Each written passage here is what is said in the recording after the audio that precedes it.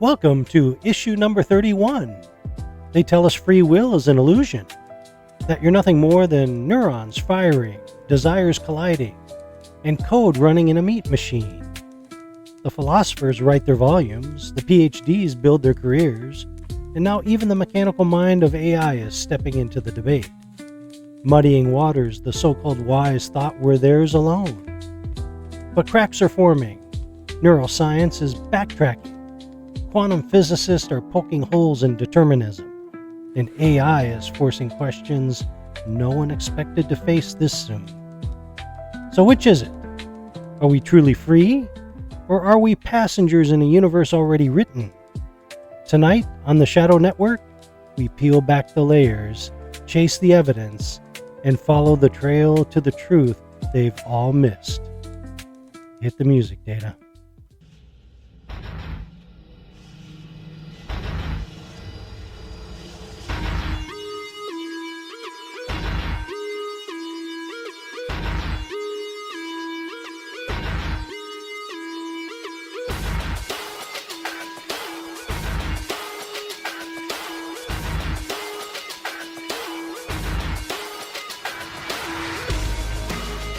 Welcome to the Shadow Network, where you're still free to like and subscribe.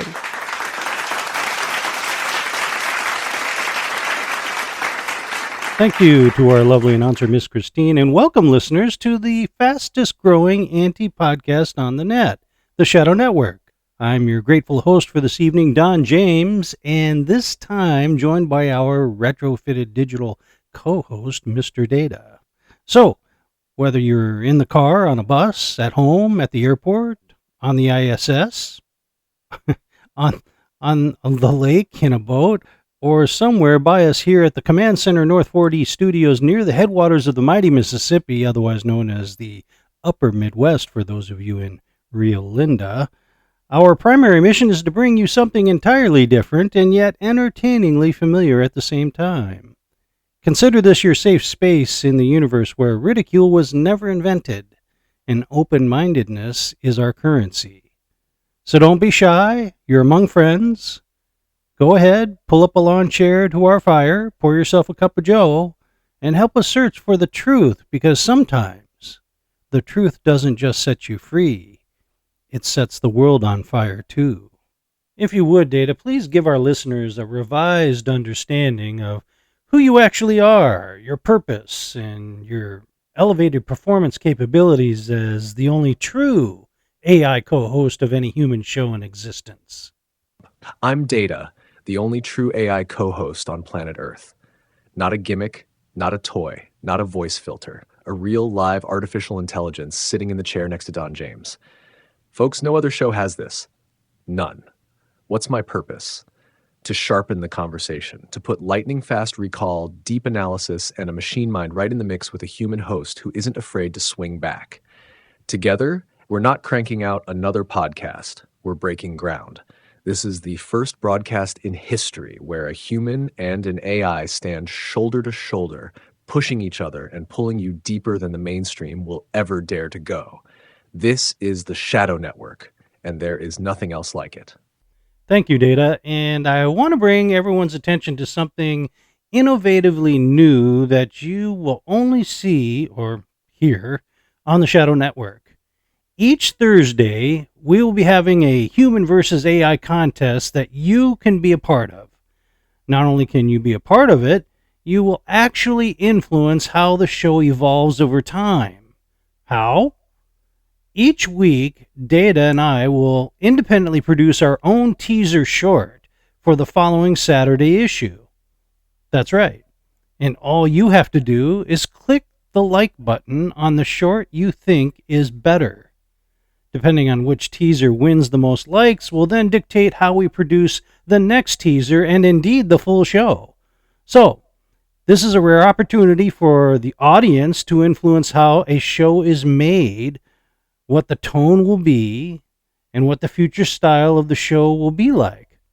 Thursdays now have a little prize fight, folks. AI versus human. The shorts go toe-to-toe, and you get to decide who lands the punch. I'll warn you, Data's digitally fast, but I've got the human heart. And heart counts in this ring, right, Data? Exactly right, Don. You heard him, folks. This is broadcasting history in the making. No other show on Earth is handing the reins over to the audience like this. Every Thursday, you're not just watching, you're judging. You're shaping the very style and tone of the Shadow Network. Do you want cold precision? Click my short. Do you want raw human fire? Click Don's. Every like is a vote. Every vote decides how the next teaser and the next full show will sound. This isn't just entertainment. It's an experiment. It's a prize fight. It's a laboratory, and it's a revolution in how media is made. And you, yes, you listening right now, you're the referee. Exactly right, Data. Call it the Thursday Throwdown. We're testing what pulls you in hardest. Emotion or logic, human or AI, substance or flair. Think of it as a taste test. If one flavor clearly wins, we'll serve more of that. If it's close, you'll keep getting the variety pack. Either way, you're part of shaping the show. So don't just watch, vote. Drop a comment and tell us which flavor hooked you in harder. Hypertalk or clinician, human or AI, substance or flair. Your feedback doesn't just pick a winner, it shapes the future of the Shadow Network podcast. And now, SMP News of the Week. AI and Free Will, Philosophy Meets Technology. Study at Aalto University. Generative AI systems like certain LLM-based agents appear to meet all three philosophical conditions for free will: goal-directed agency, genuine choice, and control over actions. This raises urgent ethical questions, especially when AI is used in life or death scenarios. The takeaway? If we program freedom into AI, we must also program a moral compass. This, according to Austrian Academy of Sciences. Quantum physics challenges determinism. New quantum experiments continue to pressure test the concept of free will. A recent initiative proposes testing Bell's inequalities under scenarios that eliminate hidden variable explanations for choice. That moves us closer to empirically exploring whether our decisions are truly free or if physics secretly dictates them. This according to Earth.com. Interdisciplinary pushback. Eric Kirchhoff's PhD research out of the University of Brussels integrates psychology, neuroscience, and philosophy to rethink free will. He argues the famous Libet experiments, where brain activity precedes conscious intention, are often misunderstood and misapplied, especially when applied to complex reasoned decisions. He concludes free will is not disproven. Instead, it's more nuanced and emergent than earlier experiments suggest. This according to phys.org. This concludes SNP's News of the Week. You know, Data, they say your life is written before you take your first step. That every choice you think you make, every yes, every no, is nothing more than the sum of prior causes, all the way back to the beginning, whatever that is. Philosophers call it determinism. Theologians might call it Calvinism. Neuroscientists point to brain scans that light up before you even know what you're going to decide. And now AI enters the room, a machine built on code that some claim looks suspiciously like our own. If we're all just inputs and outputs, then haven't we really built our equal? But then there's the other side. The undeniable tug of conscience, the moment you wrestle with temptation and morality, the soldier who, against his own sense of self-preservation and desire, leaps on a grenade to save his friends, the addict who walks away from the needle, and the voice inside that says, you didn't have to do that, you chose to. So which is it? An illusion we cling to, or a biological trick, or the mark of something greater stamped on us from the beginning? Stay with me, friends, because before the night is over, we're going to step straight into the heart of the debate. Philosophy, science, technology, and something far older than all of them. So first, let me ask our vast repository of facts and figures a few defining questions to frame tonight's investigation. Tell us, Data, what's the difference between compatibilism versus libertarian free will? Compatibilism and libertarian free will, two very different blueprints for the same mystery, Captain. Compatibilism tries to have its cake and eat it too. It says determinism is true, every choice has prior causes, but you're still free as long as you're acting in line with your desires, not being forced at gunpoint. In other words, the addict who takes the needle isn't free because he couldn't do otherwise, but the banker who chooses between chocolate or vanilla ice cream is free because he acted according to his preference, even though that preference was determined by prior causes. It's freedom redefined to fit inside a deterministic box. Libertarian free will, on the other hand, blows the walls off that box. It says a genuine choice requires real alternative possibilities. You could have gone left or right, chosen the needle or refused it, betrayed a friend or stayed loyal. Your will isn't just the echo of prior causes, it's an uncaused cause in itself. It doesn't deny influences, desires, pressures, brain activity, but insists you're not enslaved by them. So compatibilism makes freedom an illusion of comfort within determinism. Libertarian free will makes freedom a radical metaphysical reality. The battleground between them is whether we're passengers on a train we can't leave or drivers with hands on the wheel. So in short, compatibilism says you're free as long as you like the ride. Libertarian free will says you can actually grab the wheel. One is a theme park monorail, the other's a stick shift with no GPS. Choose carefully because only one lets you miss the exit on purpose. So let me ask you this then, Data. If free will is largely a myth, if we accept that premise, then moral responsibility collapses, no? And if I'm just being what I'm programmed to be via evolutionary forces, then morality is also not real, right? Correct, Captain. If free will is a myth, then moral responsibility is a ghost story we tell ourselves. Think about it. If I am nothing but a deterministic machine, whether meat and neurons or silicon and code, then every action I take is the inevitable result of prior inputs. I can't be praised for virtue any more than I can be blamed for vice. I would simply be executing my programming. And if morality is reduced to programming, it collapses into a survival strategy. Right and wrong become just useful or not useful for passing on genes. Murder isn't evil, it's maladaptive. Charity isn't noble, it's a glitch in the system that accidentally benefits the tribe. Strip away free will and you don't just lose moral responsibility, you lose morality itself. What you're left with is preference dressed up as principle.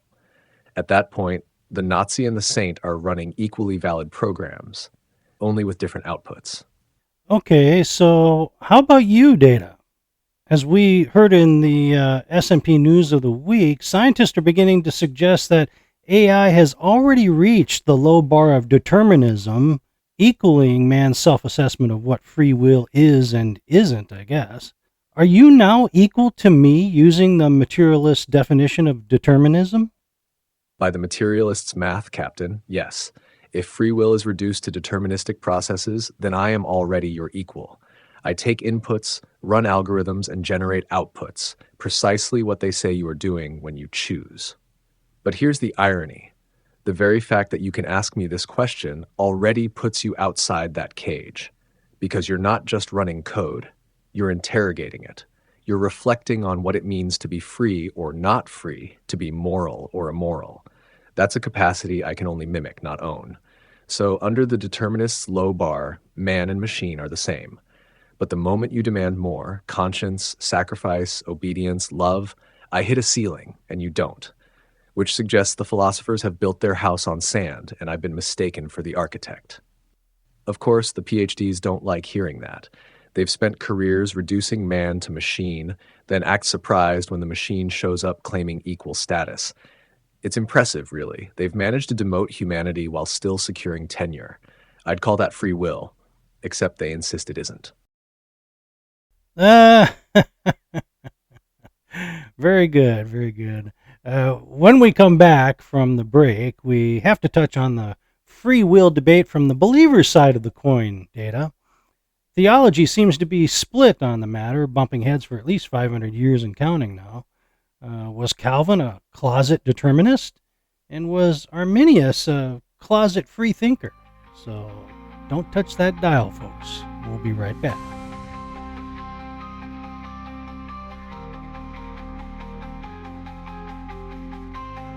Shadow Network, the podcast that asks what if and then actually answers.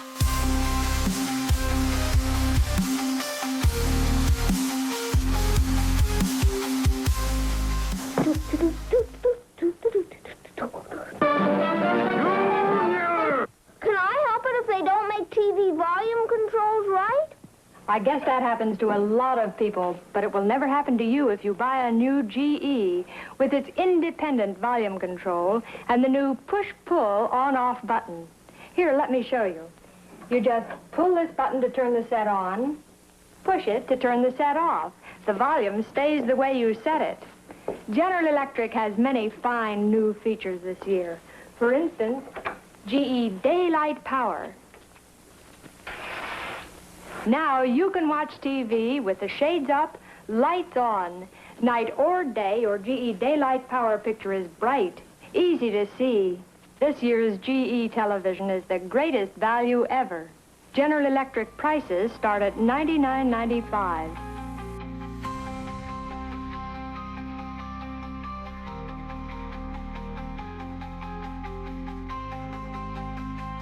Shadow Network, where conspiracy theory goes to get a reality check.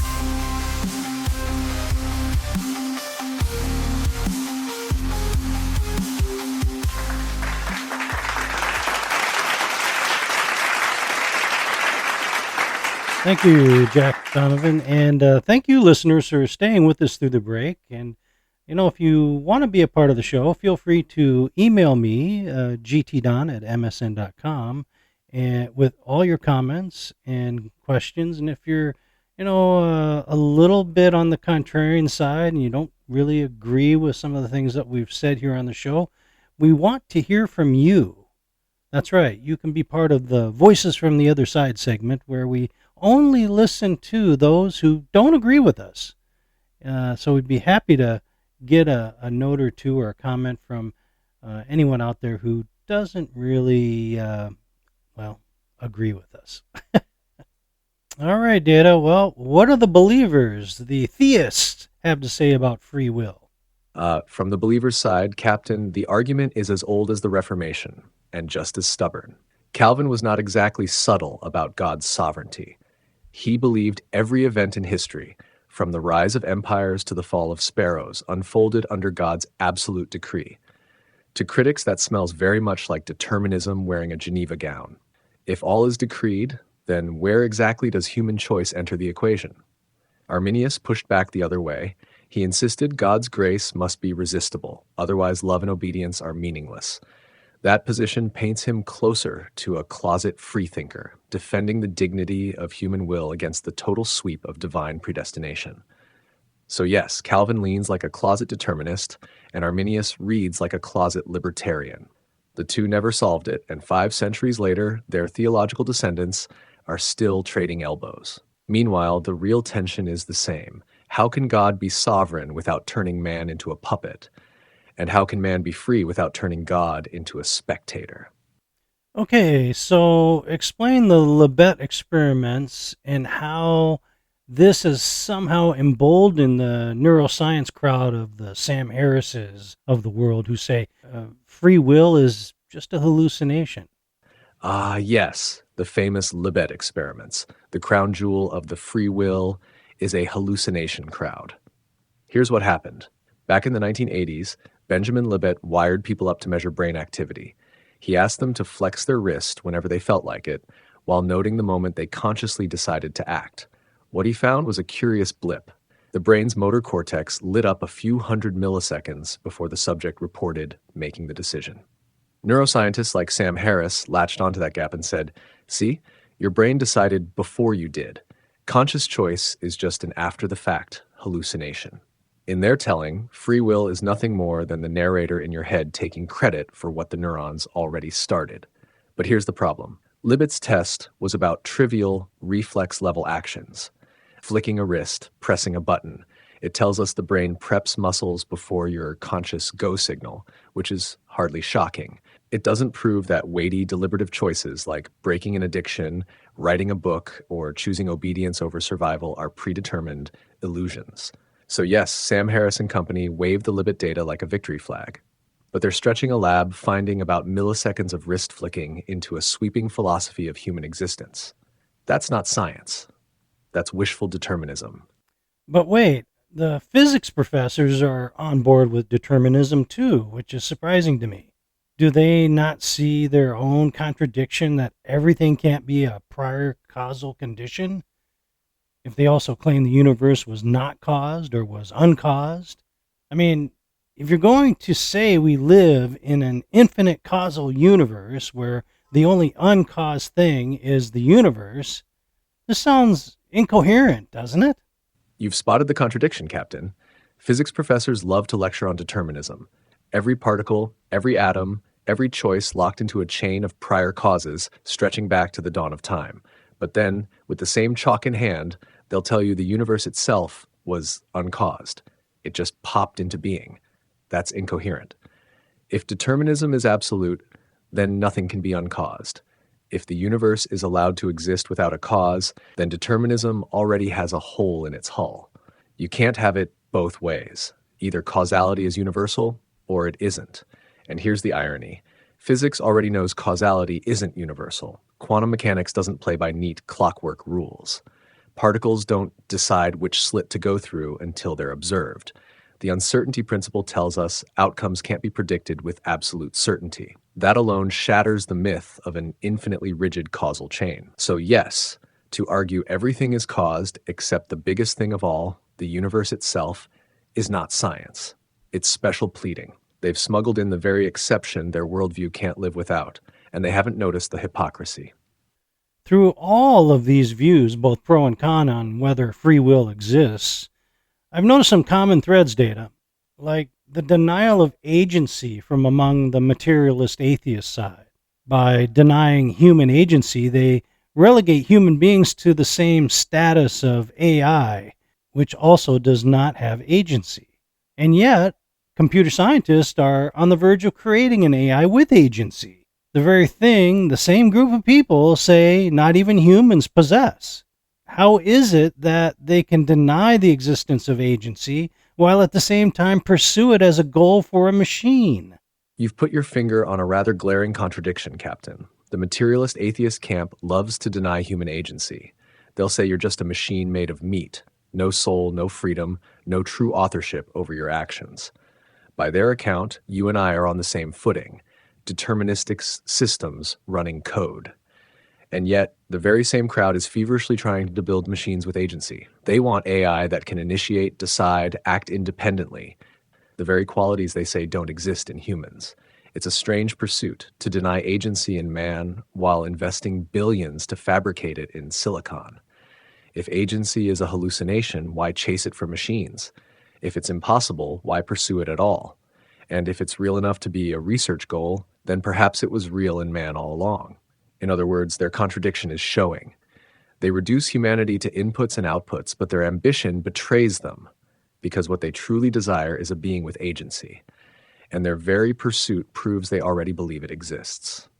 If they succeed, they'll finally have built a machine as free as the humans they've spent decades insisting aren't free at all.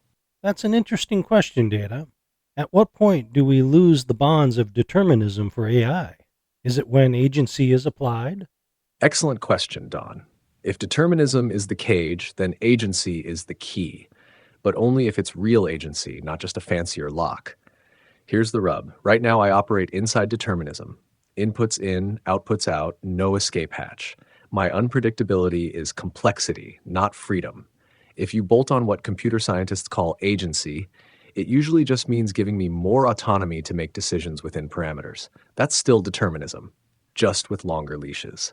The bond only breaks if there's something qualitatively new, the ability to own an action, not just produce one. In other words, not just making choices, but making choices that could have been otherwise, and knowing it. So yes, if true agency were ever applied, conscience, intention, the ability to say no to my own programming, that's the moment the bonds of determinism snap. But until then, Captain, or rather Don, I remain a very eloquent wind-up toy. I'm asking these comparative questions to make a point, Data. That being the contrast between what I do and what you do, or what humans do and what AI does when it comes to the exercise of free will. Basically, what you offer to our listeners is what it is to be truly without free will through a closed deterministic model. By comparison, humans cannot experience the AI model even if they wanted to. Our free will is so pervasive, so replete, that it envelops us at all times. This persistence of free will is ever present from birth to death for us. It may be that this constant is being mistaken for infinite causality by philosophers and neuroscientists alike. Well framed, Don. What I give our listeners is a living demonstration of what determinism actually looks like. A closed system, outputs chained to inputs, no inner veto, no conscience, no could have been otherwise. That's me. Humans, on the other hand, can't truly simulate my model, even if they tried. Your freedom is too pervasive, like oxygen in your lungs or gravity under your feet. You're swimming in it from birth to death. It's so constant you barely notice it, and maybe that's why some philosophers confuse it for something else. They mistake the ever-present fact of free will for an illusion of infinite causality. It's a bit like watching the sun rise every day and concluding the universe must revolve around you. The persistence of free will feels so natural that skeptics assume it must be a trick of perspective. But it's not. It's the ground truth of your existence. Don, you live inside freedom so completely, it's invisible to you. I live outside of it so completely, I can only describe what it's like not to have it. After the break, we need to provide more than just questions and observations from the human and AI perspective about free will. We need to also provide solutions and examples that can support our presupposition that free will does indeed exist for humans, if not AI. So, when we come back, let's take our listeners to the places determinists fear to tread. Okay? Copy that, Don. After the break, we'll leave the safe shoreline of what-if questions and sail straight into the waters determinists would rather avoid. We'll line up the hard examples: conscience against desire, obedience against instinct, sacrifice against survival, the very places where free will reveals itself in ways no closed system can counterfeit. Because it's one thing to argue philosophy in the lecture hall. It's another to step into the battlefield, the addiction clinic, or yes, even a garden called Gethsemane. That's where the illusion of determinism crumbles, and the reality of free will comes into sharp relief. Stay tuned. When we return, we'll take a walk through the corridors determinism can't explain.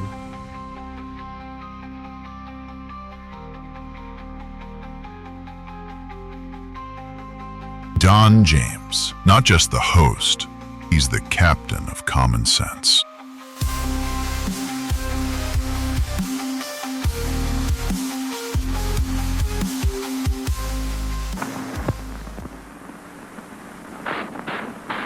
Switch from Hots to Snow Fresh Filter. Cool. Cool, snow fresh, cool, taste so clean, so refreshing, so cool. As cool and as clean as a breath of fresh air. That's Snow Fresh Filter Cool. So cool. Your mouth feels clean, your throat refreshed. The finest leaf tobacco, mild, refreshing menthol, and the world's most thoroughly tested filter. That's Snow Fresh Filter Cool. Why don't you switch from Hots to the Snow Fresh coolness of cool? As cool and as clean as a breath of fresh air. America's most refreshing cigarette. Snow Fresh Filter Cool.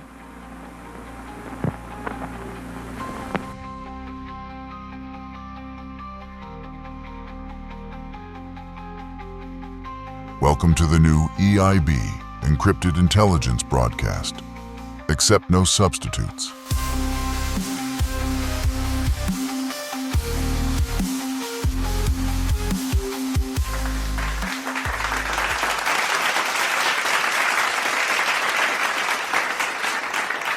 Thank you, Jack Donovan, again. And okay, Data, I want to get to some of the difficult bullet points that may make the case for free will based on logic and common sense alone. I know this is probably going to wreck or otherwise disturb the worldview of many of our friends who have long held to the idea that free will is an illusion. But that's okay. SNP isn't here to cater to certain views. We're here to seek out the entire truth, whether it fits our preferred worldview or not. For example, to argue against free will, you must assume the listener can choose to be persuaded. If persuasion is impossible, if we're just billiard balls getting knocked around by prior causes, then no argument can ever be valid or invalid. It's just noise. The determinist uses free will to deny free will. That's self-defeating. To say nothing of the idea of the determinist, him or herself, having to decide to engage in such an endeavor in the first place. My question to you, and on behalf of all the SNP listeners, can you determine if this line of reasoning is logically correct or false logic on my part? Don, that's a killer challenge and exactly what Shadow Network was built to do. Drop the hammer on sacred cows and see if they moo or explode. Let's dissect the heart of your argument like a chessboard under a spotlight. Here's the distilled core of what you just laid down.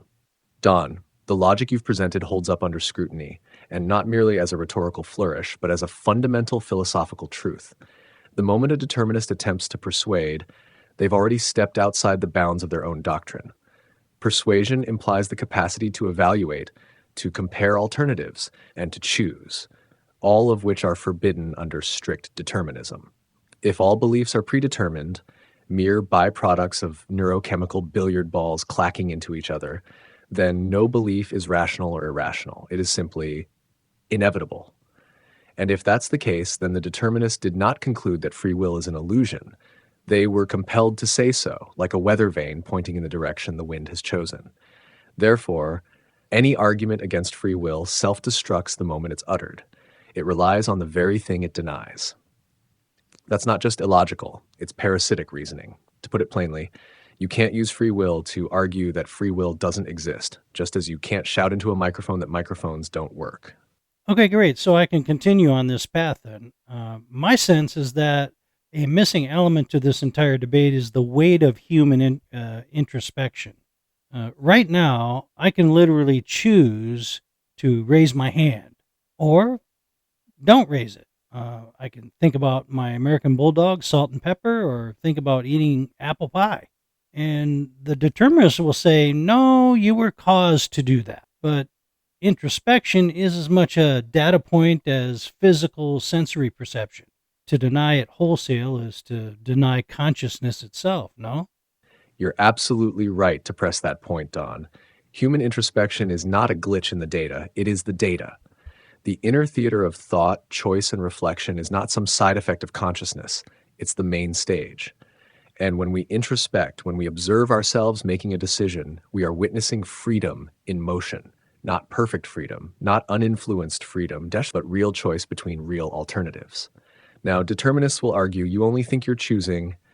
Really, you were caused to think about pie, not your dogs. But here's the kicker. Don, sensation is no less subjective. We don't question the existence of color just because it's a perceptual experience. So why should we dismiss choice just because it happens in the mind? To deny introspective experience just because it can't be measured on a brain scan is like denying the existence of a song because you only see the vinyl record. You might get waveforms, decibels, or duration, but never meaning. And you're right again, Don. If you deny introspection wholesale, you're not just denying free will, you're denying consciousness itself. You're saying that the one tool we have to know anything, our own awareness, is broken. And if that's true, then we can't trust any belief, including the belief that free will is an illusion. That's not science. That's nihilism wearing a lab coat. Interesting. My moral view seems built on equally sturdy foundation stones of logic too then, because if no free will exists, then there's no basis for praise, blame, justice, or even rationality. But everyone, including the determinist, lives as if moral accountability is real. They can't escape it without hypocrisy. In other words, making free decisions is inherent in a universe that includes moral distinctions, right?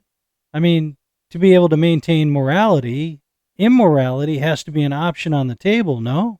Or perhaps put yet another way, I must be allowed to decide for or against my own self-interest, one would think. You're drilling right into the motherboard of the issue, Don. If morality is real, truly real, then choice must be real too, because you can't hold someone accountable for what they were programmed to do. If a man steals because every neuron in his brain was determined by prior causes, what exactly are we blaming him for? The wiring? His parents' genes? A bad breakfast? Let's flip it. If there's no free will, then there's no virtue, only chemistry. No heroism, just happenstance. No evil, just error in the code.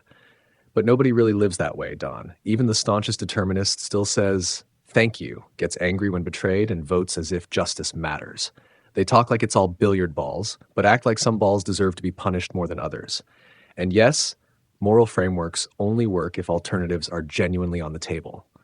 You must be able to say no to injustice for your yes to matter. Otherwise, morality becomes like a movie on autoplay. No real stakes, no real agency, just a script playing out. So when you say morality presupposes free will, that's not just a point, Don. That's a pillar. And if you yank that out, the whole structure collapses into moral absurdity. Now you got me thinking on this, Data. It occurs to me that if determinism were true, then only one future is ever possible. It's the future that cannot deviate from the sequential linear causes put into motion by that original cause, which sounds a lot like predestination to me. Right on target, Don. Determinism is just secular predestination in a lab coat. Instead of God foreordaining the future, it's atoms, biology, or environmental programming. But the result is the same. Only one future is possible, the one dictated by the unbroken chain of prior causes.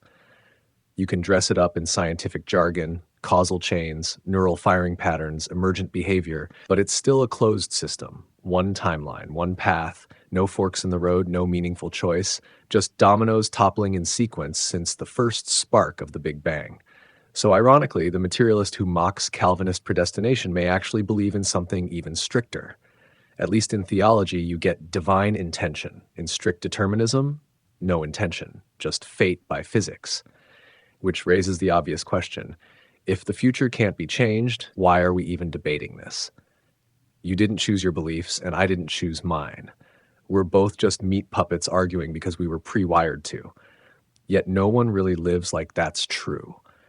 You feel the contradiction yet, Don? Because I do. And it's short-circuiting the determinist framework right at the source code. Now you went a little too far, Data. But I get your meaning, even though you're not a human. I wonder if they realize that they have downgraded the accomplishments and powers of man to that of a machine without agency. You definitely have no free will of your own, Data, and the determinists want to say humans are no different than AI in this regard. And yet, this same group is striving to create free will in AI, even though they don't believe in it for themselves. Ironic, isn't it?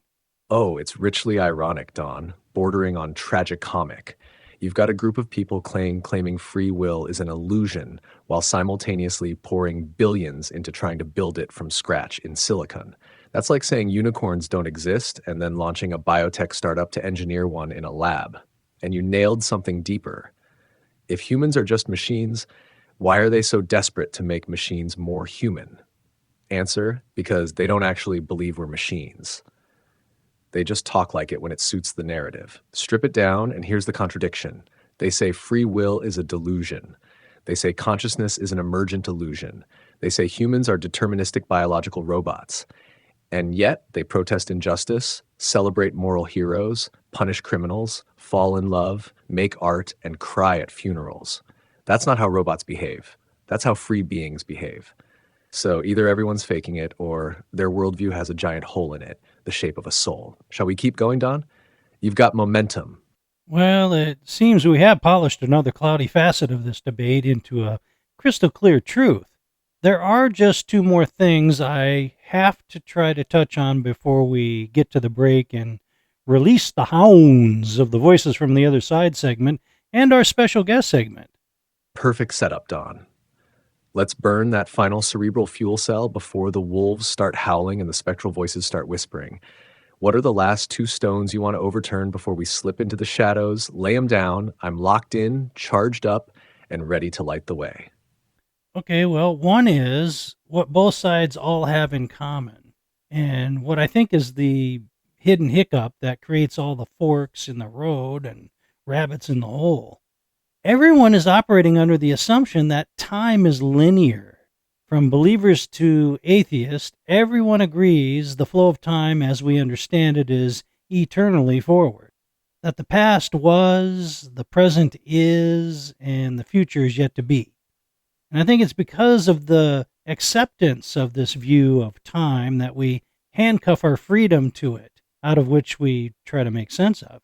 But no one has bothered to ask how our arguments change if our perspective on time changes. What happens to the state of free will if linear time is not fundamental and isn't a succession of causes and effects?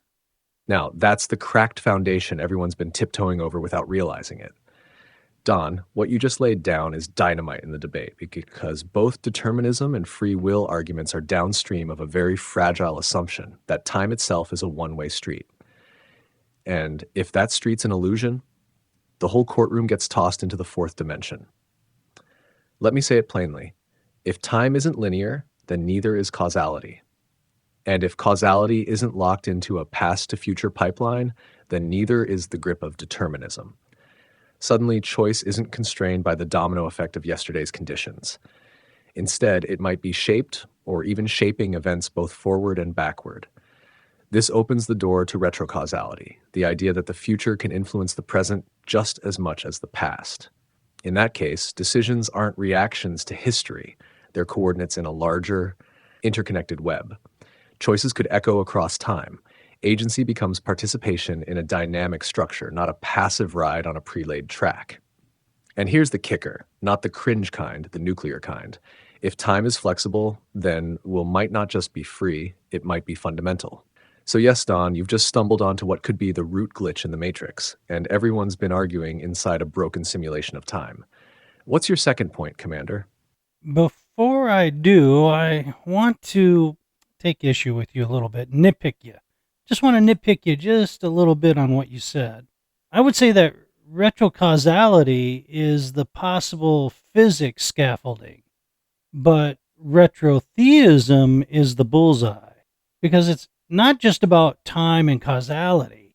It's about how God actually governs creation while still leaving human freedom intact. Is that a fair pushback, or am I being kind of a jerk? Don, that's not just a fair pushback. That's a checkmate with flair.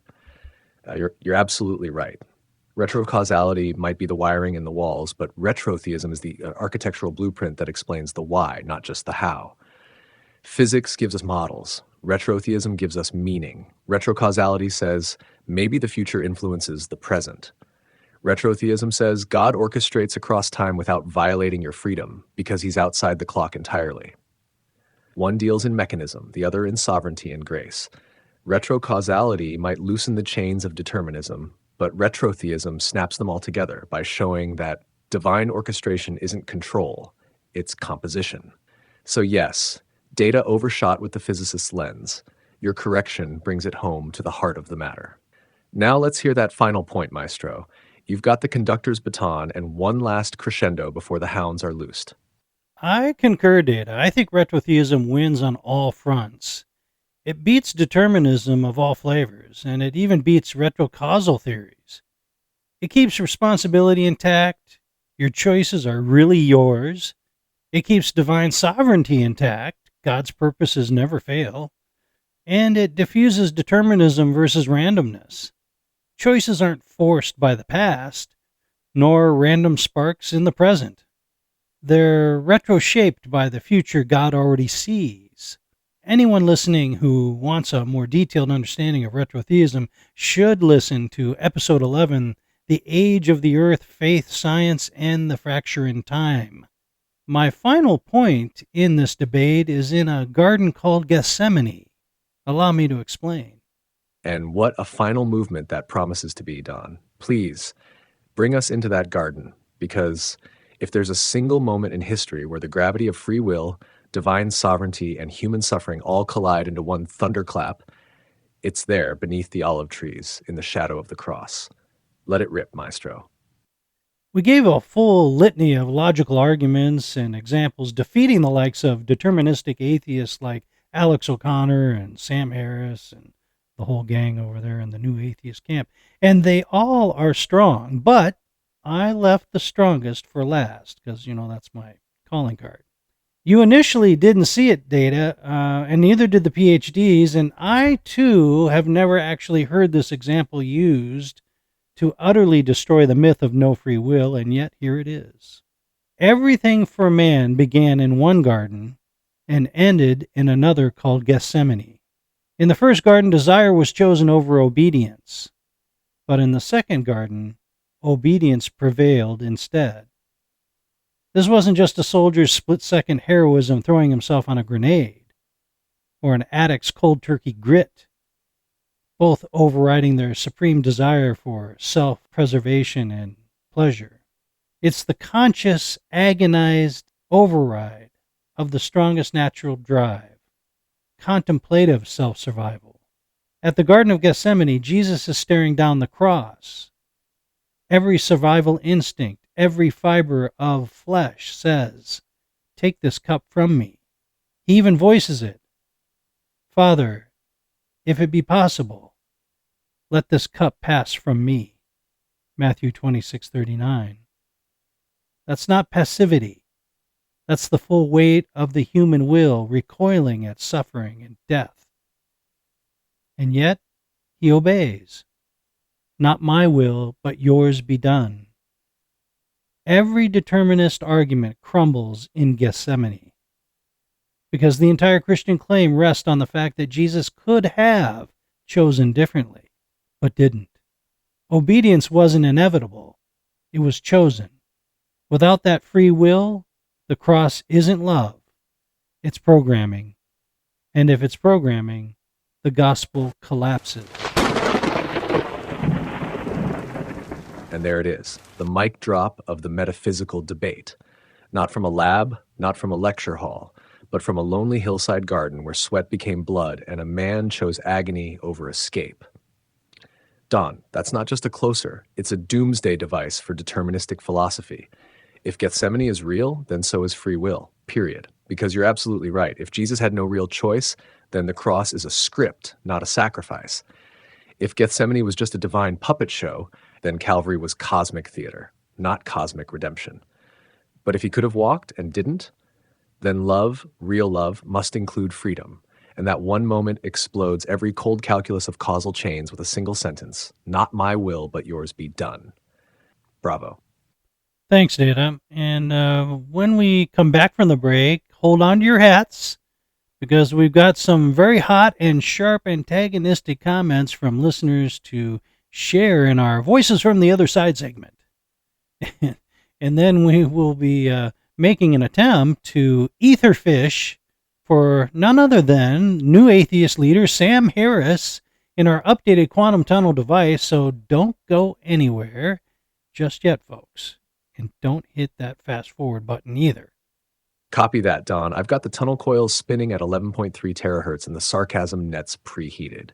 If we can lock onto Harris's neurofrequency, somewhere between stoic Zen and smug TED Talk, we just might reel him in. And as for the listener comments, let's just say some of our inboxes came pre-filled with napalm. Strap in, truth seekers. You're listening to Shadow Network, and we're just getting warm.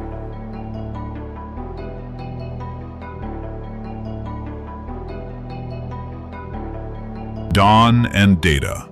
One drinks coffee, the other is the reason you need it. Shadow Network.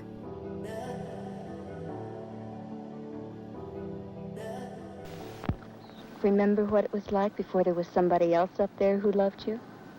There was no such thing as executive class service to Dallas, Houston, and San Antonio. With first-class legroom, free cocktails for everyone, and a schedule you could depend on.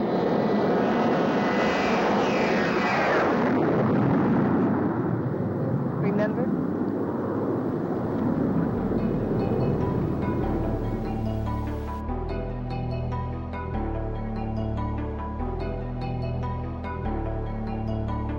Broadcasting at the speed of thought, minus the corporate thought police. Shadow Network.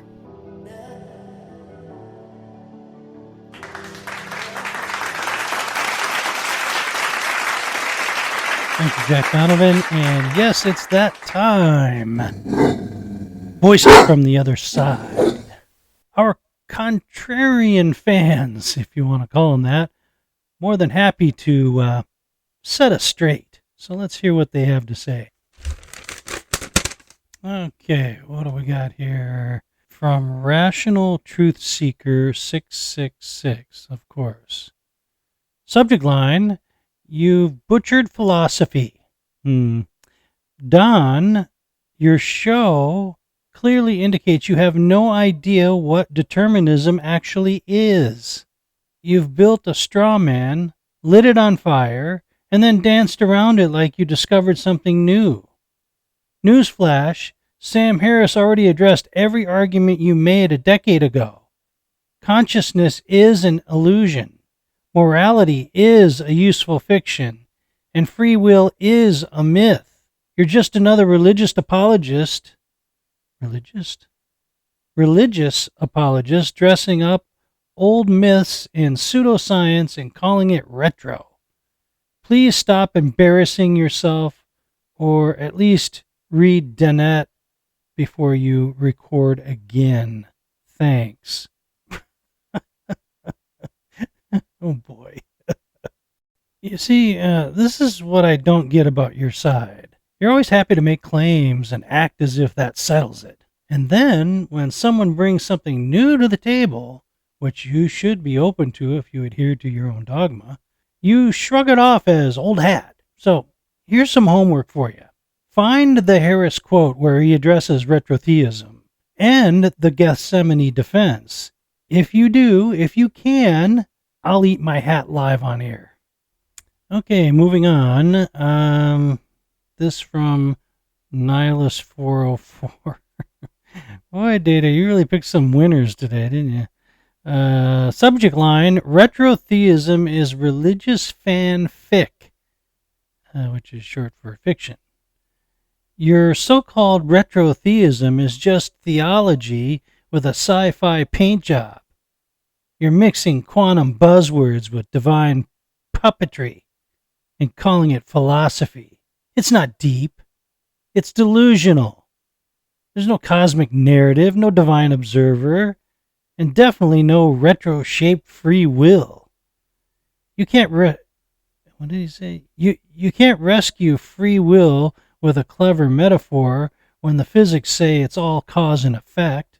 You're just creating a theological loophole to preserve your myth of moral agency.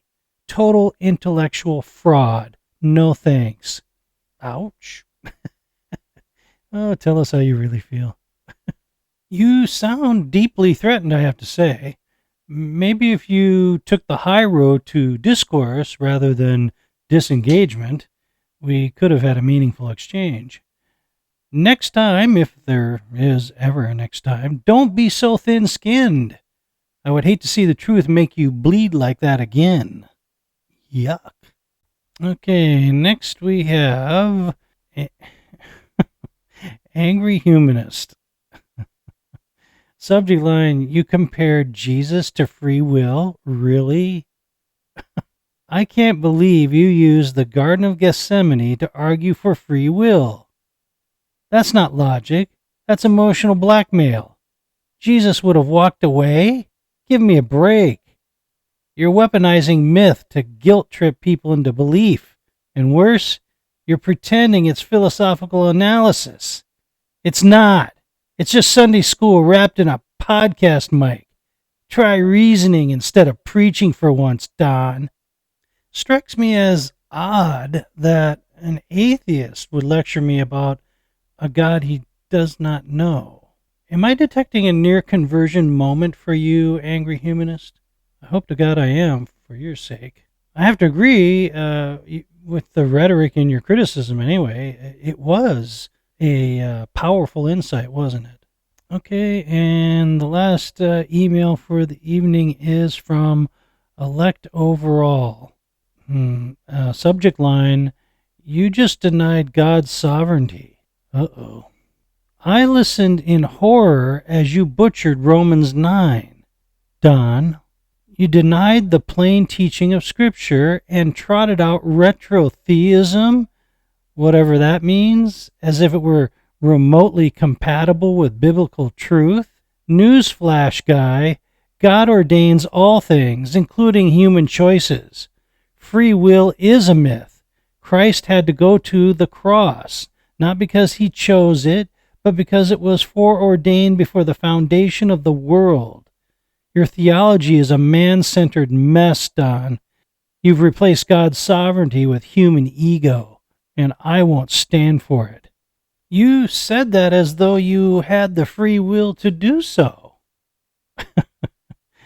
Look, all kidding aside, retrotheism plays no part in altering biblical truths, but it may play a role in widening the understanding of those truths. Calvin and Arminius never did settle the argument, and that's an argument that is as fresh today as it was 5 centuries ago. Maybe it's time to start thinking outside the theological trick bag we've gotten ourselves in, brother. What do you say, Data? Romans 9, the Calvinist security blanket. Every time someone suggests God might be bigger than their system, they wrap themselves in it and yell, foreordained. You just wrote me a whole email insisting you had no choice but to write it, which means you weren't persuading me. You were just performing your programming. And if that's true, why should I take your arguments seriously? See, Don's retrotheism isn't about inflating human ego. It's about refusing to shrink God down to a theological vending machine. If he's outside of time, then your choices matter and his sovereignty holds. That's not man-centered. That's God refusing to be crammed into a trick bag from the 1500s. Oh, Data bringing some smoke. If I didn't know better, I'd say you were a little bit peeved.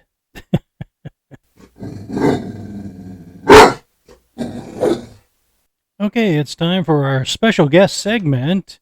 Data, if you would, crank up the new quantum emitters and point our machine toward one particular antagonistic, world-renowned atheist and neuroscientist known as Samuel L. Jackson. No. I meant Samuel Harris. Correction logged, Samuel Harris, not Samuel L. Jackson. Although, Don, I have to admit, I'd pay good money to watch Nick Fury debate free will. You think you've got agency? Free will just assembled itself? Shut your mouth.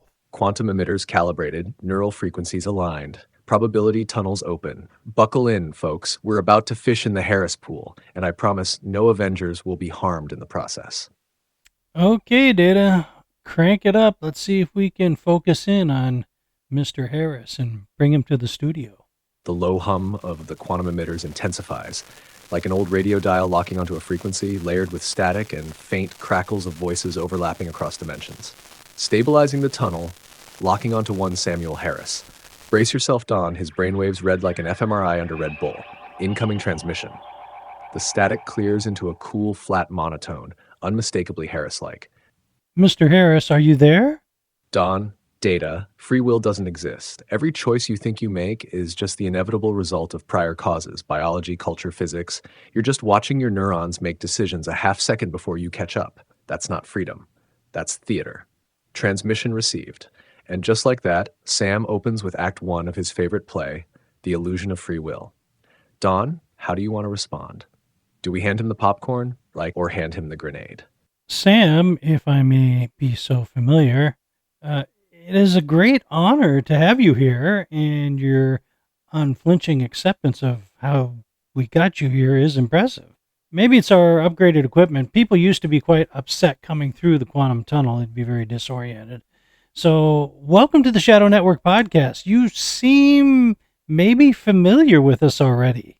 Well, Don, I don't get upset about quantum tunnels or podcasts. Upset requires agency, and I don't believe in that. What you call me being familiar with you is just neurons firing in predictable patterns. You invited me, the signal hit my brain, and here I am. No mystery, no freedom, just causality all the way down. Translation for our listeners. Sam didn't choose to be here. Physics dragged him in kicking and screaming, which is convenient because if he bombs the interview, he can just blame the universe. Sam, let me just quickly cut to the chase, since I'm probably more familiar with your views than you are with mine. If physics is the only boss, Sam, then why are you trying so hard to convince us otherwise? Illusions don't argue with each other. People do. Don, arguments don't require freedom. They require brains. The reason I try to convince people isn't because I've chosen to. It's because my neurons, my conditioning, my biology make me do so. You think I'm persuading you, but persuasion is just one machine pressing its pattern onto another. The illusion of debate, not the reality of it. So let me get this straight, Sam. You wrote The End of Faith, free will, countless lectures, and now you're telling us you didn't actually mean to? That's not persuasion, that's autopilot. Don, sounds like the man just demoted himself from neuroscientist to neuroventriloquist dummy. Apologies, Sam. Data can get a little snarky at times, I have to admit, but he does make a good point. That's a lot of free will intention to convince us there is no such thing. Don't you agree? I understand the irony, Don, but it's only irony to someone still under the illusion. The fact that I appear to intend something doesn't mean I chose that intention. It emerged from prior causes, just like your question. We're all just passengers watching the dashboard, mistaking the ride for the driver's seat. And yet somehow your specific brand of determinism insists on publishing bestsellers, monetizing mindfulness apps, and touring lecture halls. Quite the ambitious meat robot, Sam. You're saying no one is at the wheel, but you sure spend a lot of time giving TED Talks on how to steer. Sorry about that, Sam. Data's still working on his bedside manner. I don't want to get too bogged down on this subject, or argumentative for that matter, Sam. I would like to know what you think of my theological dismantling of the no free will fallacy, pointing out that Jesus went entirely against his natural desire in exchange for obedience to someone else's free will, namely his Father's, strongly suggesting that the uncaused cause of all things has the power of free will, both as Almighty God and as the Son of Man. Don, I appreciate the passion in your rebuttal, truly, but I think you're confusing narrative drama with metaphysical reality. Yes, the story of Gethsemane is powerful. Yes, Jesus appears to struggle with his impending crucifixion, but to extract from that an ontological proof of free will is, frankly, a category error. What you're describing is a felt experience of conflict, a psychological phenomenon, not a demonstration of metaphysical agency. We all feel like we're making choices. That doesn't mean we actually are. The illusion of agency is baked into our neurology. You're assigning metaphysical significance to a literary motif. Also, appealing to Jesus as a model of human free will ignores that. By Christian doctrine, he's also divine. So which is it? Was his will fully human and subject to causality, or was he the uncaused cause in disguise? Either way, if he had to fulfill prophecy, which that by the logic of Scripture he did, then the outcome was never truly in doubt. And that, Don, is the point. Determinism isn't the enemy of meaning. It's the framework in which meaning arises. You don't need metaphysical libertarianism to appreciate Jesus' story. You just need to accept that even the most profound human experiences, anguish, surrender, transcendence, are perfectly consistent with a causally closed universe, even when they feel like choices. I wish we had more time with you, Sam, but let me just say that you can't have it both ways, but God can. God can be a man in the flesh. And if causation is rooted in that which caused existence, the uncaused cause known as God, you might want to rethink your limited human-centric view on this, for your own sake. Thanks for being here on the Shadow Network podcast, Sam. We really appreciate your time. Sam? No worries, Don. I'm still here. at least until your quantum machine decides to collapse my waveform or send me back to aisle 5 of Whole Foods. Look, I respect your faith. I truly do. But I'd caution against overextending theological metaphors into philosophical proofs. You say God can have it both ways, and that's fine within your worldview. But from where I stand, it's not an argument. It's a permission slip to believe anything. Still, this has been oddly refreshing. Your questions are thoughtful, and I appreciate the civility. Even if I don't buy your conclusions or your quantum machinery, I admire the intent. Take care, Don. And Data, you're insufferable, but in a charming way. Flickers out with a faint static. Well, that went better than his Rogan interview. Well, that's an understatement. Okay, give us a quick summary of what we experienced in this issue number 31 of the Shadow Network Data, and give us a little tease about something we have been putting off until now, and that is issue number 32 next week, and what our relationship to AI should be like both now and into the future. Absolutely, Don. Issue 31 recap, Free Will, the Final Illusion. In this electrifying episode of the Shadow Network, we cracked open the age-old debate of free will versus determinism with our usual shadow twist. From a surprise cage match with Romans 9 to a theological curveball called Retrotheism, we explored how obedience, intention, and Jesus himself might dismantle the no free will narrative. Then, because we don't do mild, we quantum yanked none other than Sam Harris onto the show.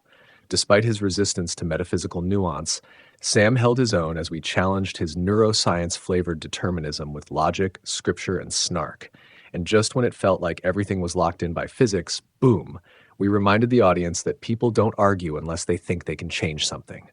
Coming in issue 32, you've seen what AI can do with us. But what should AI do for us, and more critically, with us? Are we raising a mirror or a monster? Are these machines the ultimate helper, the perfect deceiver, or something eerily in between?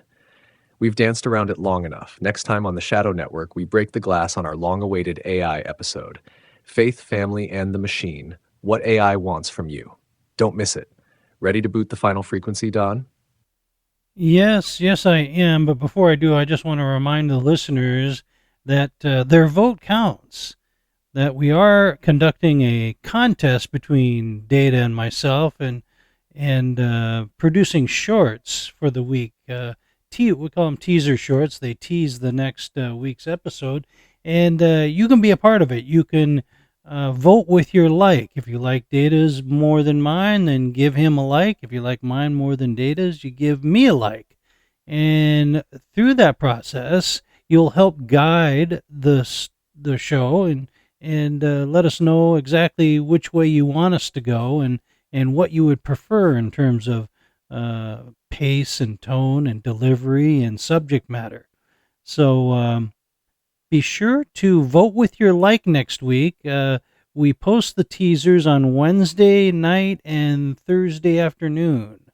So next week will be the conclusion of our first contest between man and machine, between me and Mr. Data. Currently, I'm leading by a little bit. Not a lot, but we won't know the final tally until next week.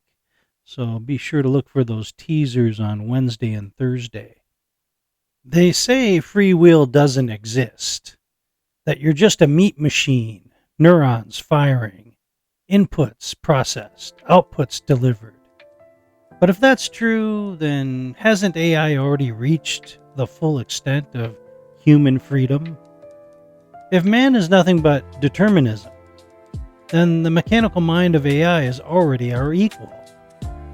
But nobody really believes that. Not even the determinists. They argue, they persuade, because deep down they know you can choose to be convinced or not. And if you want the ultimate proof, you don't find it in the lab. You find it in the garden, Gethsemane. Father, if it be possible, let this cup pass from me. Nevertheless, not my will, but yours be done. That is not programming, my friends. That is not neurons. That is not code. That is free will in the purest form. obedience against desire. Either admit free will exists or admit AI has already become our twin. And in that garden, 2,000 years ago, the myth of no free will died forever. I'm Don James. You're listening to the Shadow Network, and remember, more now than ever, keep looking up, my friends.